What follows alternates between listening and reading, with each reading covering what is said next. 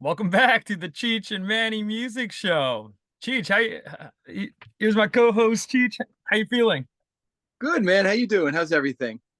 Pretty good, brother. I know we're Getting, we're free from the temple, so yeah, get to and expose our free will and individual.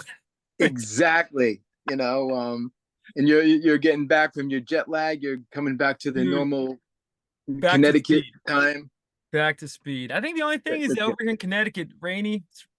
Kind of feels like It's that. been raining a lot. Yeah, yeah. They Kind say of. I feel like it more kind of feels rain. like we're in Toronto or something. Yeah, yeah, yeah. Or Seattle, right? But yeah, we got a great show for everybody today. But before we do that, I'm just going to do a couple shout outs. First shout out to Potter's Field, my band, Potterfield BX, the People's Band. Check us out on YouTube. Mhm. And thank you guys for supporting the channel and liking it and everything for the podcast. Another shout out to Jay Folk, my old guitar player and good friend. Thank you for reposting our shows. I know he's a huge Rush fan, and it's an amazing guy and a great guitar player. And me, Jay, and Robbie, the People's drummer, had a band called Viking Superstar, and we did what was the song I said? I uh, um, Oh, Bangkok, Passage to Passage to Bangkok. Bangkok. Yeah, Very difficult song, and we amazing. killed it. And a shout out to Mark, a good friend, for wanting us to get endorsed by a shampoo company. Great. If there's any shampoo companies out there, give us a call. Give us a call. We'll do it. Shout So out we to have a Mark. No, and speaking of Mark, he just left us a comment. I think this is him. He okay. goes by the name Korean Uzi on YouTube. Yes. Yeah. He I think says it's him. here on our one, he left a comment. He writes, didn't know Extreme, the band Extreme made a podcast. Yeah. Yeah. Yeah. I like that one. Yeah. Yeah. Oh man, Nuno shout out to Betancourt Mark, and dude. the singer. Extreme is a brilliant band. I've seen them many times. Mark, dude, the fact you know that band as a fellow, I think he's a Yeah, fellow. that is amazing. Extreme is more than the song, more than words. If you just know that song, which is a beautiful song, but Great they song. fucking yeah. Oh, great song. They kick ass. I've seen them many Dude, times, and Betancourt is just like fucking like Eddie Van Halen. no, I was gonna say Extreme were one of the last '80s great metal bands. Yeah, And yeah. luckily, they struck a hit, exposing them to like a wide variety of people, audience. You know, But a lot of bands did that too. Like Mr. Big. The yeah, genius bass player yep, Billy Sheehan, who yep. is like Getty, another god to me. Hmm. They had a song. They made it on a song called "Just to Be with You," and Billy Mm, Sheehan, who plays 1,000 notes a minute, said it. He was playing quarter notes, that's so amazing. that's Wait, how he he was made. the bass player. He's a bass player, Billy Sheehan. Yeah, Amazing. yeah, Yeah. probably the greatest rock bass player. If you don't know Billy Sheehan, he's the greatest rock bass player as a soloist. He tap for tapping. He's the Eddie Van Halen of Oh, bass. there Check we out his band go. Talus. Was with David Lee Roth and Steve I, all that kind of stuff. But we're here to Dude, talk about Rush. and You just know, to end on Billy Sheehan, right? yeah, Billy Sheehan. Yeah. Oh gosh, his like Oh, pedigree. here's another thing. I saw Mr. Big open for Rush Oh, wow. on the Presto tour, and I got to give a shout out to my two friends who were with me on that. Danny Brown, one of my best friends, and Mike Pepe. I'm sorry, Mike Matero. Mike Matero. He was we all were on that show, and that was like '89, and they ended the show with Playboy Bunnies coming out holding up signs. I thought, because it's a bunny rabbit on it, on Presto.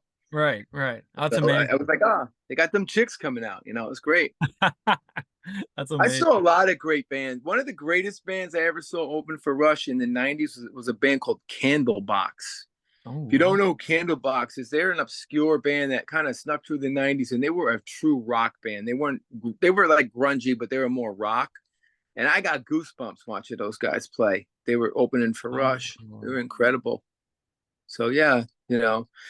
So where do we leave off, man? All right. So in our last episode, we left off with their man, one of their greatest masterpieces, but undoubtedly the greatest masterpiece in like progressive rock, like among them, Yeah. 2112. So Uh-huh. now we're gonna go to their next record, and this Right. record is called A Farewell to Kings, released in 1977. Well, did we want to maybe go to All the World's a Stage Wait, first? wait. So before that's what this episode's about. But before we Right, do right. that, and Yeah. I'll let you take the reins on this one, we're going to be talking about 1976's All the World's a Stage, which is Yeah. their first live album. It's their first live album, and it's going to lead up to A Farewell to King. So Yeah. basically, a lot of shit happened to Rush in between this. They won the battle with the record company, 2112. They were victorious, sold. They went platinum. The record companies loved it. The fans loved it. They were known as the best band in the galaxy, selling out places. Hmm. They made it. They did it. They took Ayn Rand's philosophy, and it worked. So now they're at a crossroads. What are we going to do next? Right. Well, the first thing they do, they get a great deal, a new deal from Polygram Records, 5 album deal, which is going to probably lead up to like Moving Pictures. They start their own label called Anthem Records, which Ray Daniels starts.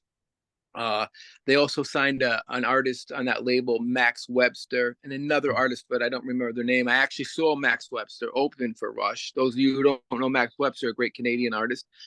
And so they got creative freedom. Imagine that. That's unheard of anymore. Like Mhm. now everyone has creative freedom, but in the '70s, creative freedom, go in, do what you want. Only bands like Deep Purple and Zeppelin and Sabbath kind of Few had that. bands. Few I bands. rem- Pink I Floyd. remember when I met Roger Glover at the Temple. Um, he had told me that they got creative freedom like a little bit before Smoke on the Water. And he Mm, said, when you get creative freedom, you could do whatever you want, right. whatever you want, Which is what an which artist wants, ultimately. ultimately, and having the record label back you, which is Yeah. great. The record So label is the money side. Like they fund it, but you're yeah, ultimately like you're controlled by what they want, right? So you are controlled, but Rush wasn't. They that's started, what's unique about them. They broke the yeah, chains with, ironically, 2112, right? So but they need that distribution from the record label to yep, go worldwide. I mean, Rush is going like yep, that. The first 3 albums, that four albums with the live album, is going everywhere. It's going to India, South America. right, It's making it worldwide. right. So great name for the title, All the World the Stage. And do you know where that comes from? The bard himself, William Shakespeare, saying, Exactly. I mean, it's It play was as you like it, which it's as phenomenal. Like it, you can't make one this up. exactly. And the lyric makes it in Limelight, Yeah, where they use the quote, "We're merely players," yeah, which is also from As You Like It. yeah. So All the World is Stage came out in 1976, recorded at Massey Hall, which I was lucky enough to visit on my trip to Toronto. Wait, Cheech, And for it's our viewers, where is you just said it, but where is Messy Hall? it's in Toronto. It's like in the heart of the town, the city of Toronto. Hmm. Toronto is like this it's huge, cleanest city in the world I've ever been to. So I went on a Rush pilgrimage, and I got to like go inside the lobby a little bit and just imagine what it would be like, Mm, to be. I was too young, but to be a kid, like to see Rush, right, 1976, right. at the height, at them just blowing up. Um, so they do the hometown gig, and we can, let's go over like some of the tracks. So they open up with Bastille Day, Yep. which to me is the second greatest Rush opening song. Yeah, for sure. Um, my my thing, I think the greatest opening song ever Rush wrote was "Spirit of the Radio." I was gonna say, You know, yeah, you're gonna perfect when that. Maybe, I but yeah, you could argue Tom Sawyer. I don't know. Oh, they did open with They Tom opened Sawyer. with a They bang. they did. That's right. But And I you're think they right, had, those two. didn't they have Cartman come out and be like 1, 2, 3, 4, something like that from Yeah, South Park? South Park gave them, yeah, yeah. Yeah. But when I remember, going to see Rush for the first time, and all of a sudden you hear down, down, you hear Alex, and then the drums, down, down, down, down, and you're just sitting there going, "Holy shit!" And then the lights come out, Right. and the coolest part of Spirit of the Radio was when they get into that little reggae section. The words of the prophets were written on the prophet walls, which is quoted. It's a Subway halls. so yeah, exactly. Yeah. And that was taken from somebody else. The words of the prophets. Who's the singer? I'm blanking out. Was it Paul Simon? Yes, exactly. It's They Simon Garfunkel, yeah, which is amazing too. right. That's Yeah, such an which like, amazing callback. but when they say concert halls and the lights come on, dude, every hair in your body stands up. You're just like, holy shit, you Yeah. know. So they open with Bastille Day. They go into Anthem. Now here's something we can debate about. Oh, and by the way, I wanted the viewers to talk about this. We're going to talk about this topic. Is All the World the Stage better than No Exit? Or Mhm. is No Exit better than All the World's the Stage? What would you say? What's your opinion on that? So I guess from I think we were talking about this where you've obviously listened to Rush long time.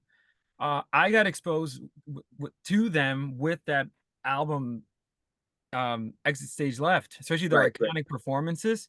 So I Yeah. thought it was the greatest thing of all time. But then listening to All the World's a Stage, I'll be honest with you. In my opinion, I think this is probably, first of all, one of the greatest live albums.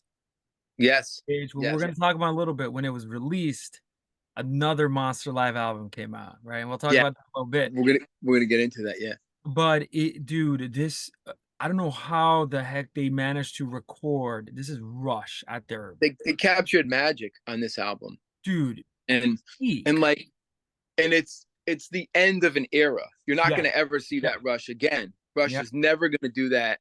No, They did lose the keyboards a little bit on Presto, that album that I when I seen that tour, yeah, but it wasn't like it was modern recording. It was all analog, but they did have moments where they would lose the keyboards, and then they had a lot of moments where they dominated the keyboards, like on Subdivisions. It was right, that kind of right. thing. So, all right. So this is something. So let us know in the notes if you like All the World is Stage better in the comments, or on Exit Stage Left. Mhm. We want to know. Um, I'm I'm gonna say it's tough. It's tough, like, because they're both great albums, They but are. I might like All the World is Stage better. I honestly might. You know. Just because, no, you know what it is, just in a final note, it's because this is like they included so many tracks of Prehistoric Rush, which Yeah. I in this record is so amazing. Like Mm, they I feel like Bastille Day, Anthem, they yeah. played Fly By Night in the Mood, Lakeside Park, Bytor and the Yeah. Snow Dog, and nowhere will they, Oh yeah. you know? And then my favorite part, right after Lakeside Park, Getty, I always like got a kick out. He's like, "We're gonna play the whole entire side to our new album. This is 2112." Well, that crazy space shit's going on in the back. Now, this is the only problem I have with the things. I never have a problem with Rush, but I kind of wish they didn't do this.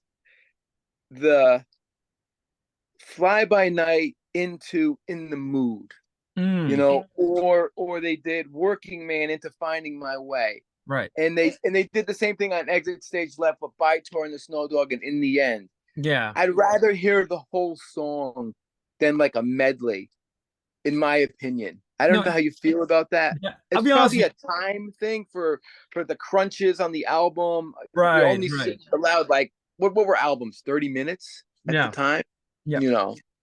And I think Cheech, was this a double live album? Yeah. Oh yeah, yeah. It was a It was a double double live live album. album.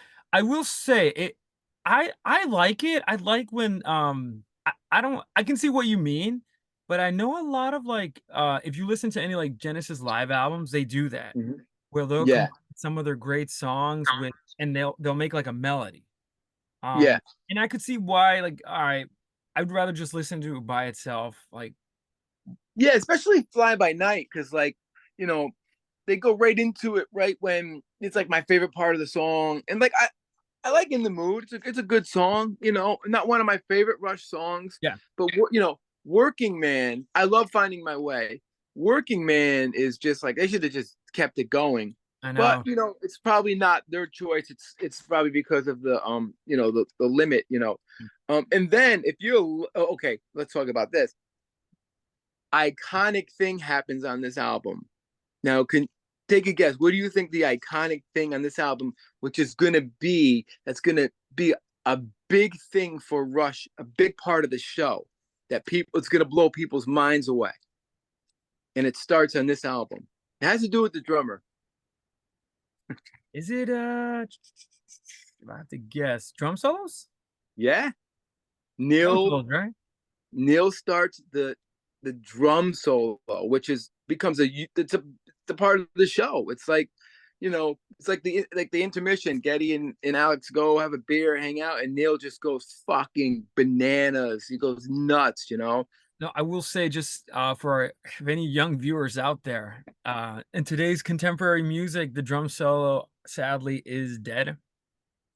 It So, is. It so is. Cheech, I what mean, exactly? So what's going on here? What's a drum solo? What is Pierre doing?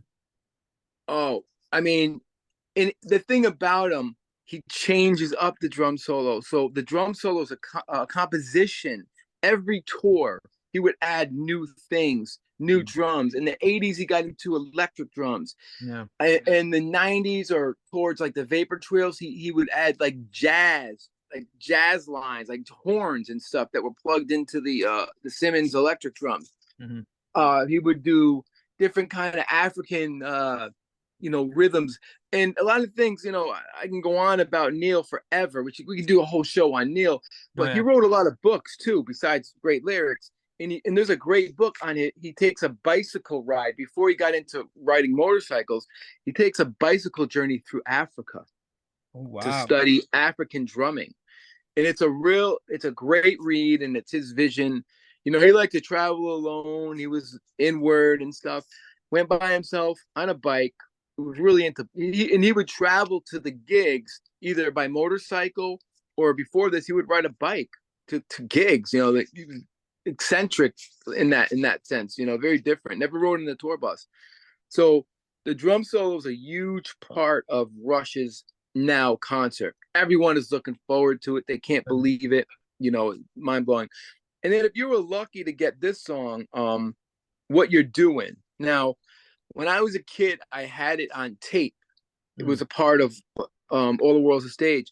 But then I got the CD, and it wasn't on there. So I don't right, know why. It's definitely on YouTube now, because people don't really, or Spotify or whatever.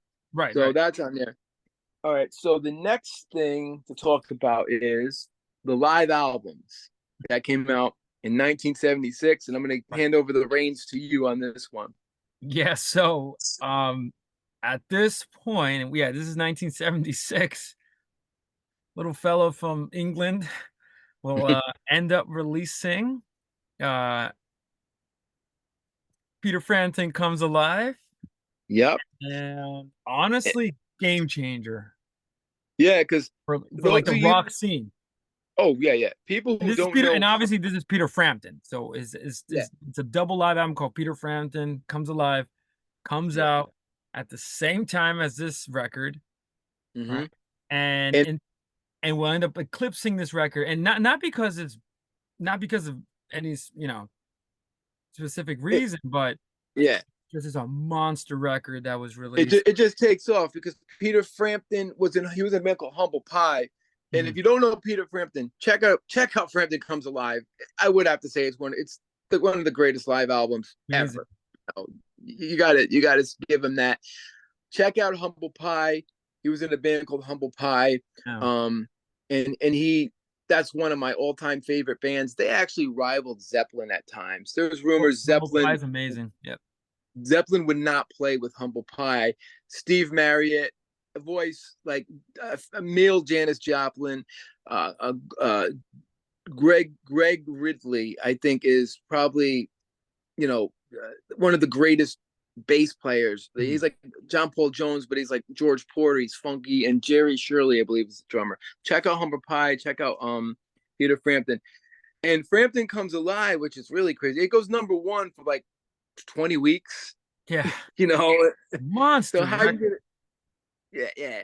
And then he really doesn't do much after that. We were talking about that earlier. Like after 76, 77, Is 78, he's riding the coattails of that. By the 80s, you know, I'll be honest with and you, it's and not that those albums that came out after were like bad, but they definitely something happened. Yeah, he was riding the yeah, coattails. Is a good way of putting it. yeah. And he took a break for many years, and then he came out in the MTV years in like 86.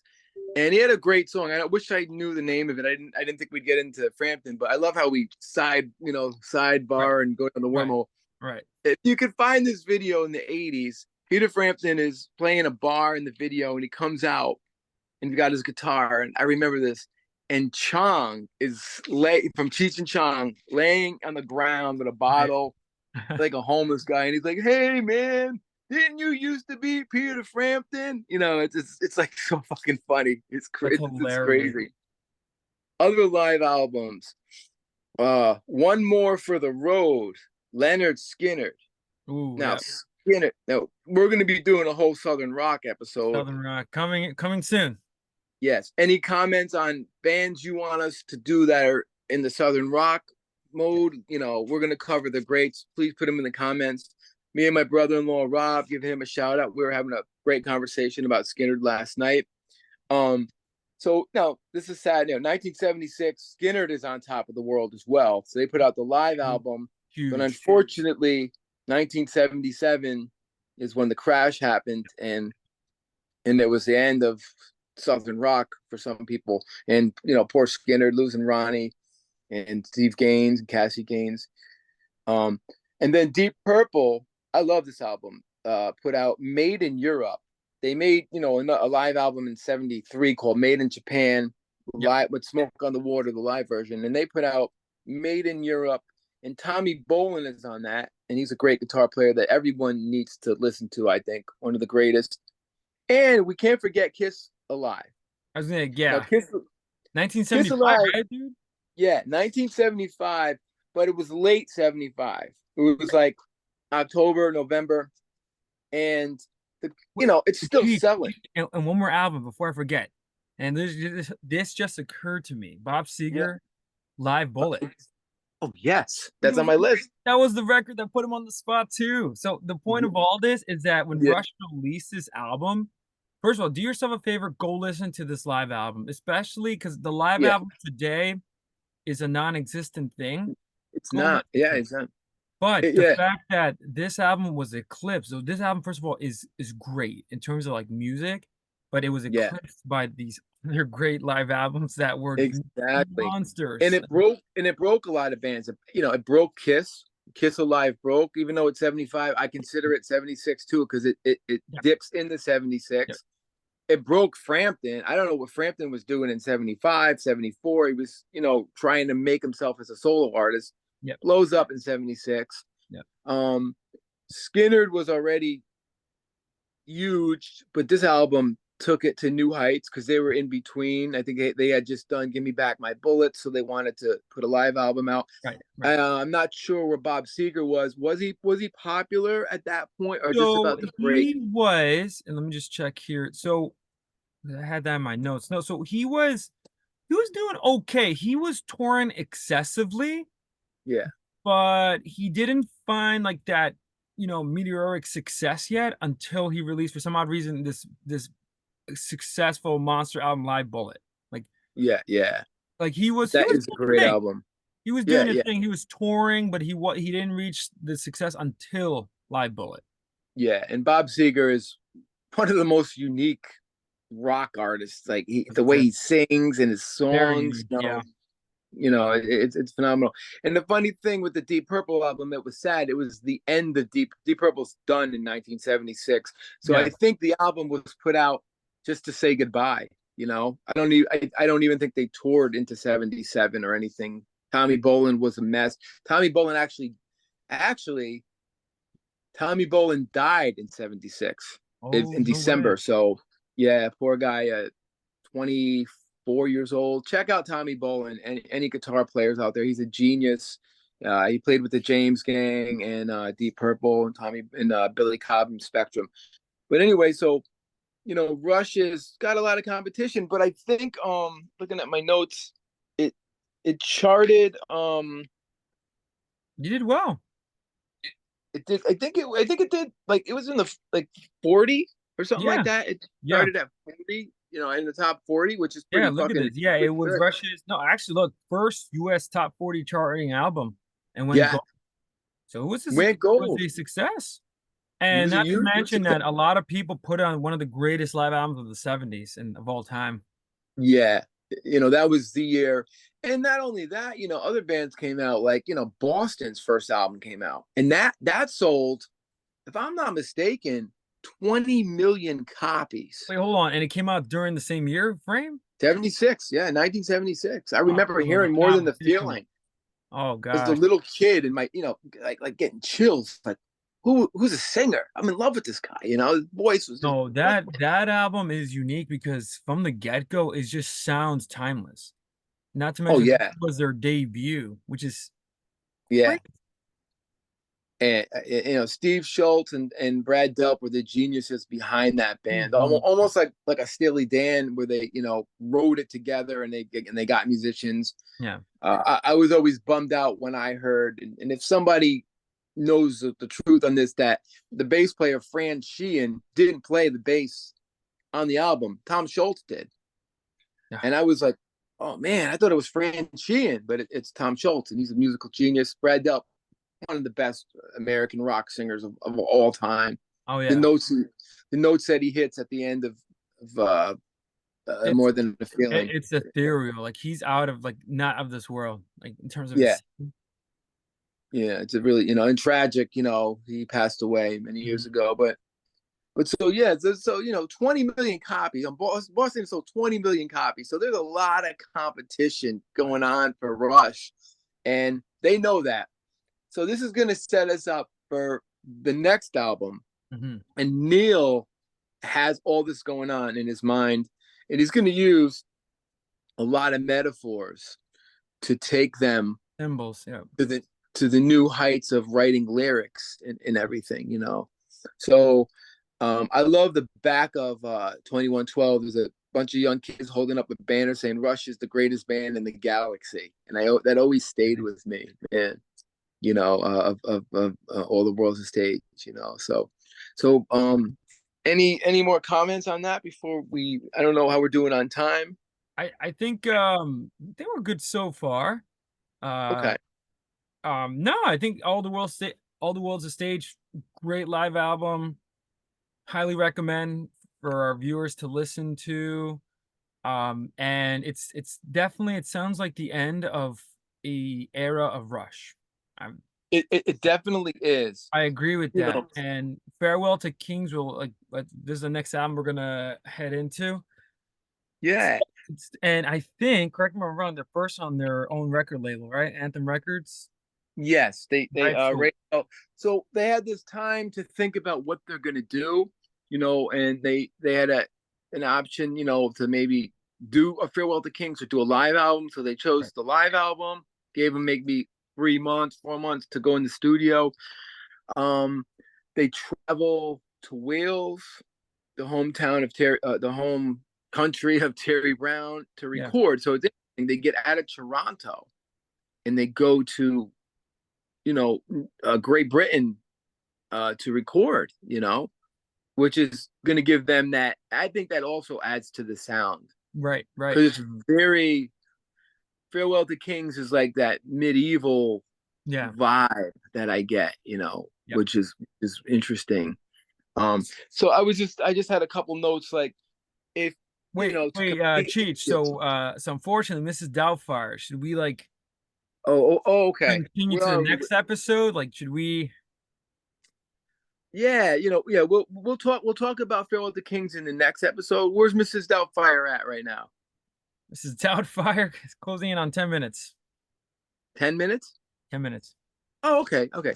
So what I was gonna say is we could talk a little bit about like exit stage left compared to all the world's stage. Well, I will say with exit stage left. So first of all, if anyone's like ever seen like, first of all, listen to this album, Exit Stage Left. It's their second live album, right, Cheech?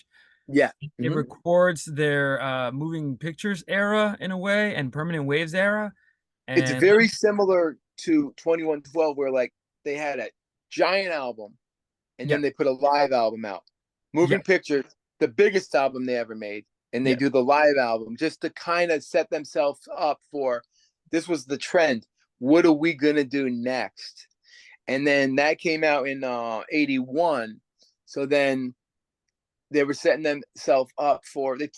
I guess they took maybe 2 or 3 years because I think Grace Under Pressure came out in 84, I believe. right, right. So, you know, Grace Under Pressure is so different than Moving Pictures. It's like the end of an era, just Well, like yeah, a because no, film. because it's moving pictures, and then signals, right? With signals carried, I feel like signals is riding the coattails of Oh, right. I'm sorry. I forgot Signals. Thank you. and, Yeah, yeah, yeah. Skipped and over then Signals. 1984 they released Grace Under Pressure, which you're right. Right, right, right, right, It right, right. it's I different forgot Signals. both thematically, instrumentally, and at first it's kind of similar to uh Bruce Springsteen's like Born in the USA, and then Yeah, he yeah, releases Tunnel of Love. Like yeah, two yeah. two different kind of like so much has happened that now they're Hmm. evolving. And I think, yeah, I Yeah, agree with you. Grace Under Pressure, which it's funny at first, like I didn't give it a chance. This was like a yeah, little while back, but then on like a couple of re-listens I realized, wait, no, this is amazing. It's just yeah. different. Like the Distant Early Warning is one of my favorite Rush songs on that album. love that song. There's And so Red many great Sector A. Red Sector A. There's so many. I'm trying to think of the Enemy Within. It has a reggae. They and then here's a good point with Signals. They started to bring in some of that reggae influence, Yeah. like New Which they World kind of, Man. and they started with Permanent Waves. Yes, They on Spirit of started, the they Radio. dabbled, and then you start, yeah, it start on like the rest of their albums, you hear that ska Hmm. reggae influence. And I think, yeah, Yeah, because Pert loved the Police. He loved Stuart yeah, Copeland. That's another thing, and Signals is unique. I'm glad you brought that up. I just like brain farted on Signals. They that the first song opens up with the analog kid. yeah, There's a metaphor in there that's saying goodbye to analog, hello to digital, and then there's a digital man. You know, yep. so there's like a It's like a thing going goodbye. on. No, and they have a song, New World Man, Yeah, New World Man. which Yeah. is about, yeah, like it's sort of, and I will say, Signals, first of all, is amazing. Like it's probably one of the Oh yeah, greatest yeah, yeah, 80s albums. It's a shame that it had to follow Moving Pictures in a way, because I feel like it's yeah, clips, but I feel like you just said, it's sort of like a goodbye, right? yeah, yeah, And yeah. straight off the back, yeah, with the analog kid, digital man, new I world mean, man. just think about that. Think about that. Analog kid and digital man. What are they saying? They're saying goodbye to the analog kid. Hello to the 1980s digital sound. That's Yeah, like I never really even thought of that. Then there's Losing It, which is about Ernest Hemingway. yeah, Taking his own life in his kitchen, and there's a beautiful violin solo on that. So Signals is, and then how can we forget Subdivisions, man? Be cool or be cast out. yeah, Every high school kid goes through that. About Neil Peart's life, being a high school kid, not being cool, and I love that album. Countdown too is on that album. great. And they took footage from the Spaceship. Every song is perfect. It really is. Leading up to Grace Under Pressure, which is now the eight, it's 80s. It's the sound is different. It's all digital. Yeah. The drums are electric. Just he's got the Simmons drums he's using a lot. Yeah. So it's a nice little jump to the 80s from where we are in the 70s with Rush. Yeah. Because not a lot of bands changed. Not a lot of bands were able to embrace technology and change their songwriting abilities. No, and to have that kind of to have that artistic integrity, because a Yeah. lot of bands did try but failed. Like they did Oh not. yeah. But Yeah. Rush, that's what makes Rush Rush. They're Mm-hmm. able Oh, that yeah. you can't pigeonhole them in like one specific genre. Like No, no. they saw like Neil Peart. That's what Neil Peart's brilliance was. Like he was open to, especially like lyrically, like Mm-hmm. he probably was reading, books that were coming out in the 80s and embracing new Oh yeah. ideas, you know? Well, he was reading the newspaper a lot on Grace Under Pressure, and it was really, it's like the Reagan years, and things were like, there was a Yeah, lot of dark stuff going on, and his yeah, lyrics are really dark on that particular album. And as he changed with his lyrics, they changed with technology, not only with recording. They dropped Terry Brown after Signals, yeah, and then they got heavily in the keyboards. You yeah, know, you get into, Power Windows. The next album after that is total keyboard driven, less yeah. guitar solos, you know. And Getty said it like this one time in an interview. We lose some fans on a couple of albums, but then we do something else, and then some fans come back. I've heard people like Mike Portnoy from Dream Theater in the documentary basically say, "I don't like any of Rush's stuff in the '80s," and I Yeah, was I he was I said was that. surprised. I'm like, yeah, I was kind of disappointed he said that because like you know. I love everything they do, even if it was overproduced and there's a lot of keyboards. It's Rush. The songs are there. That's the key thing. Yep, yep. I you know.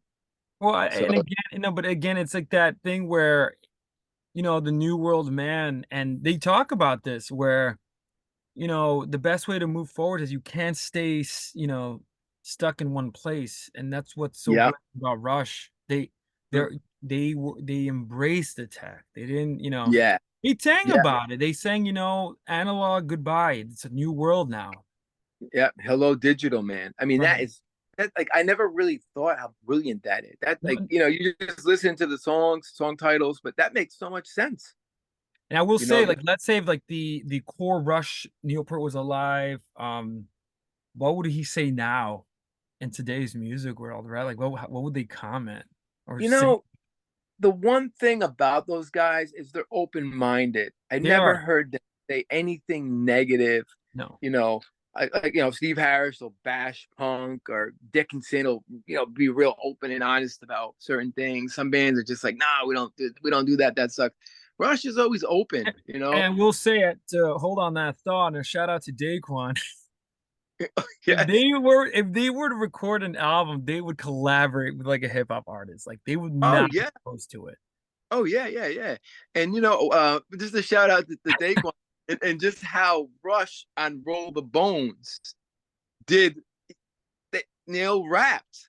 And I Yeah. said that to Daquan, and I don't want to Yo, misquote. I don't want to Cheech, he misquote was him spitting because bars. Cheech, he was spitting bars. oh hell yeah, You can, he was yeah, embracing of all, yeah, yeah. Daquan texted me when I sent it to him. He said I give him some credit. There we go. That's on the record. That's That's on the record, and he said I could say it because I didn't, And he said something about Slick Rick. I was like, what? I was yo, whatever. Cheech, he gave him some street cred. Well, Daquan didn't say that. I can't misquote Daquan. He said it Li- gave him some Listen, that's cred. my interpretation. It sounds like he gave him some Yeah. street cred. Shout out and to and, and Daquan. Rush was doing it, because they're just like, we're gonna embrace a rap on here. People are like, Rush would rap, it's almost like what the hell, but it was cool. It was like it was a more spoken word than rap, but it made sense that they would do that, and I thought it was cool that they were open to rap, as a as For a sure. as a thing, and they were always just